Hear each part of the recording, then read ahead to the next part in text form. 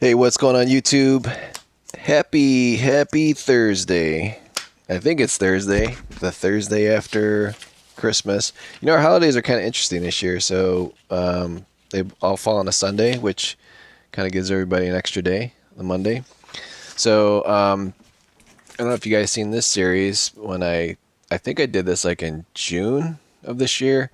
I went a little wacky and just started buying Crossing the Delaware graded quarters, which I thought was kind of nuts, but they're selling, so I guess I was right. Again, I don't know if you guys realize this, but like this is a cool quarter. So these are not silver, although I have purchased the silver ones and sold them graded, but I do better on the clad ones, and it's just one of those, I guess, registry things where people are willing to fill their registry sets. And what's really strange is like these NGC ones, I think sold for the heck did I sell them for? I don't know, over $50 a piece.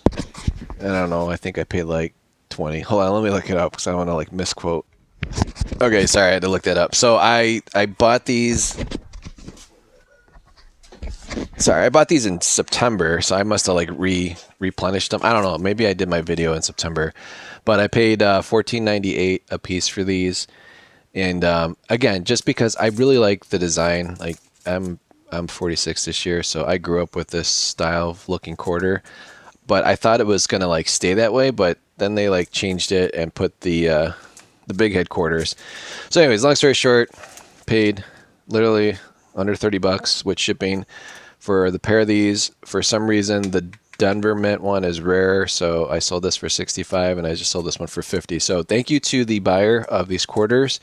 I'll probably be kicking myself in the butt next year when these probably double, because I don't see anyone grabbing a bunch of these quarters and sending them in to get graded. And if they do get them graded, I don't think they're getting as high a grade. So like believe it or not, guys, a mint state 68 PCGS is like a couple $1,000. And for whatever reason, the PCGS are a lot more expensive. So anyways, thank you to the buyer. Nice profit on this. And I think for the gift and this one, I think I'm going to do, so these are kind of like the gifts I do. So like if, like sometimes I'll give, this price means nothing. I'll give the silver war nickels that I got from that one roll from that dude that I should have like bought all of them because his nickels were all BU style. But I think for this one, this has got a nice profit on it. If I could find it, yeah, I'm gonna give him. So I'm gonna give him an Indian head penny as a gift. So something like this cost me a few bucks, but I like giving gifts because when I purchased coins during the pandemic, there's one seller like, dude, he'd give me gifts like all the time. I was like, man, that's really nice of the guy. And then he like freaked me out because this whole store like disappeared. I'm like, dude, what happened to you? Like, why is your store gone? Like, are you okay? And then I guess he's an older guy and he went to the hospital. It's like heart condition stuff. He's still alive and his store does a lot more than mine. But I was like, dude, like you were such a nice guy. He'd send a little letter. So now I kind of recreate that with myself. I'm like, hey man, thanks for the gift. Thanks for the purchase, and then I'll throw that in a flip.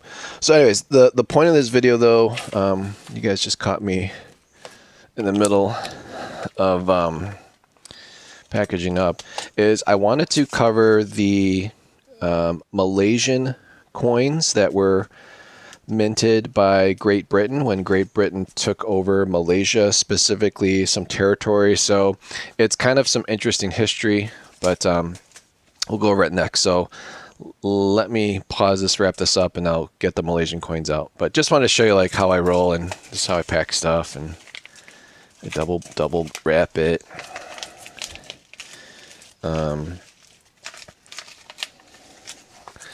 And I always use a very stiff, this is a stiff stock eBay envelope, and it's got the like closure thing, so when I close it, it's easy open. People don't have to like cut it open. I don't want like guys getting out razor blades, especially some of the buyers that purchase from me. They're older gentlemen.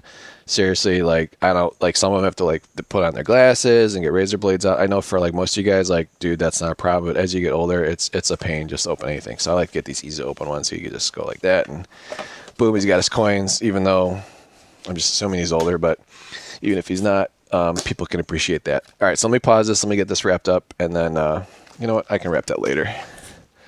We don't need to be wrapping stuff. Anyways, and my hands are doing a little better. They're still a little scarred up. Again, I do financial stuff for a living, so my hands usually aren't trashed. But I'm always one to do things myself, try them myself, look on YouTube for advice as much as possible, and then if I'm not good at it, that kind of justifies me paying someone the next time something needs to be done. All right, so here we've got some straits. So what's the best way to explain this?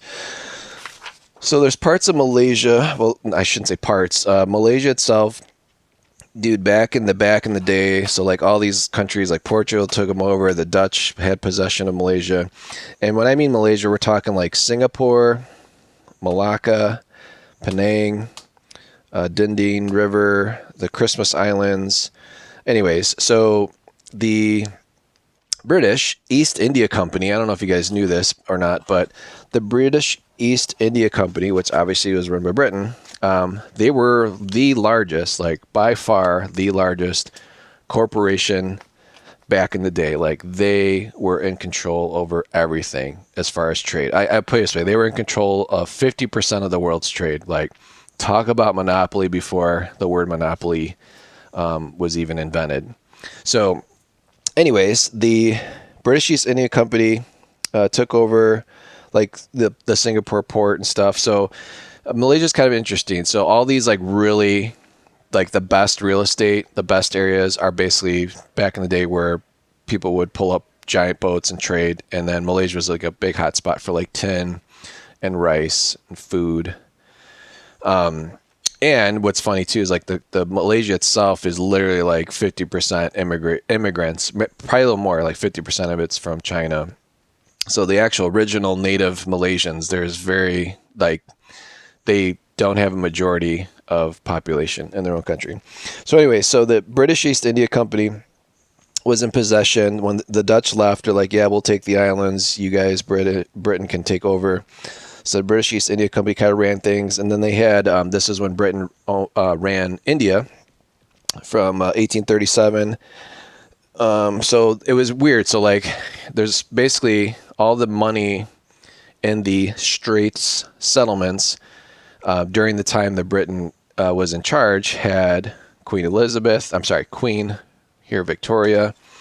We had King Edward and King Edward the Fifth and King Edward the Sixth. So it's interesting to see like literally this was a Malaysian coin and it has values of 1 to 100. So they called them cents. So notice they didn't call it a penny. This is a 1 cent. It's a bronze coin. This one's worth about $60 in its condition's really beautiful considering how old this sucker is and probably how many times this was used. Like this is a very common working person's coin. So it's amazing that this type of condition exists. So I'm asking $60 for this one. But they only did this money. So after India after they were trading with the rupee, that was the monetary system they used. In 1858, the British Raj took over, and then they started 1867, April Fool's Day, 1867, they started basically reporting directly to London. So not all of Malaysia, just like the most expensive part. So it's kind of like if you took over the United States and you're like, took all the perfect ports of entry at the time, you know, this is before California existed. That's basically, they took all the best parts and basically said, all right, we're in control and you're going to buy stuff, you're going to use our money. So I'm not sure where in England these were made. Maybe they made them in Malaysia at the time. I doubt it. I don't know if they would just bring their own mint and create that in like a third world country environment. But they're also responsible for like building all the roads and just really developing it. So it's weird. It's like when you go to certain countries. So if you went to Malaysia, I've never been there, but it would be interesting to see some of the architecture, especially when British colonial times, when they ruled, a lot of their older buildings, you know, or fortresses or encampments, because obviously you have to have an army there too to tell people what to do and to keep things civilized as you are taking over a country. So it'd be interesting to see the architecture. But so they didn't make a lot of, well, they made a lot of these. So they made 18 million of this particular coin, but they're usually all like beat up. And again, these were made out of bronze, which I thought was interesting. So that is a really nice coin that I have listed in my shop for 60. And again, I was just using comps. This next one is a square coin. So this is when we had King George V. They made 5 million of these. Again, this was the 1 cent. And this is like the only time I've seen a cent that is literally a square. So I thought that was really strange when I bought this lot. So this one's like $2. So again, cool looking coin, but it's only worth $2. At least that's what I'm selling it for. So if you want some history with the old King George V, you can get it for a whopping $2. And then I have a bunch of 5 cents. So the 5 cents are interesting. They're all pretty much 80% silver, but then later on they started getting cheaper with the silver content. So I'll show these briefly here. So for whatever reason, like Queen Victoria, the 5 cent piece is extremely rare. They only made 78,000 of these. And again, all the reverses look about the same. You know, it's got this 5 cents. It's in English. There's 18.99. There's Queen Victoria. So you would think like if they only made 78,000 of these coins and it's 18.99, like this would be worth huge money, even in this like okay, you know, fine to very fine condition. But this coin I'm only asking $40 for. I am probably the cheapest on eBay, but there's not a ton of activity on these. But again, this is 80% silver. So if you guys ever find this out there in the wild, pick them up. And again, they look kind of weird if you're from the United States, because it, like, I don't know, this like design in the back reminds me of like a token as a child, like from Chuck E. Cheese or Showbiz or some type of arcade token. Not the obverse, but the reverses all have like the same design. So you got to imagine like Britain back in the day, they weren't making these coins to have numismatic value and to kind of show the world like, look how cool we are. It was simply like, we're putting whoever the ruler is, we're using this, you know, coin for every single territory that we own at the time, but then we're keeping the reverse on these all the same. We're just putting the year and when it was out. So this 1910, this one's a 60% silver. This particular one, they made 13 million. It's only like a $5 coin, even in this condition, but I think it's cool. Here's a 1903, little lesser condition. Again, they made 2.2 million of these. For whatever reason, this one's a $10 coin because it's a little more rare. And then 1902, here we have a 5 cent. 1902, they only made 1.9 million of these. These are actually pretty hard to find. Again, this is like the working man's coin back then, used very often. This bad boy, I'm asking $20 for. And then finally, we have the 1919, and this one, again, is $5. It's kind of like the 1910. And the 1919 is only 40% silver. So some of these is kind of tricky, right? So if you got the 1910, great looking coin with George the 7th, maybe the 6th, maybe I wrote that down wrong. Is it the 7th? So $5 for this one, and then $5 for this one. So I think these are like really good deals if you just want a little piece of history for $5, and it's silver. So like whatever, throw it in your stack, make it a conversation piece. Then we go to the 10 cent.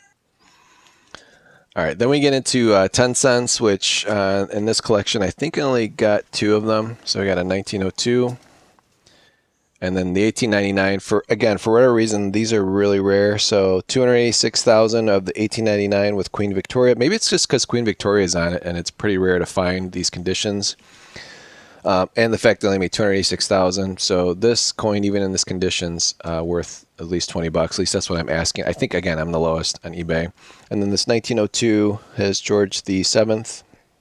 asking $7 for this. They made 6 million of these. Again, same design. It's just you got that very generic reverse. So maybe these are worth more because Queen Victoria is a little more popular to collect. Maybe also the fact that it's more rare. They didn't make as many, but like their reverses. So like this obverse is cool with this toning for the 20 cent. This is a 60% silver. They made 3.2 million of these. Again, this is, I think I got a price too cheap. I priced out at like $5 for this much silver, but that should sell pretty quick. And then finally we have a nice 50-cent piece with George V on it. And this guy was only 50% silver, which I thought was interesting because it is a bigger piece, but this is probably one of the newer ones that I've got out available. And they made 3.9 million of these. This actually, even in this beautiful condition, is I'm only asking $20 for it. And then there's the big 50 cents.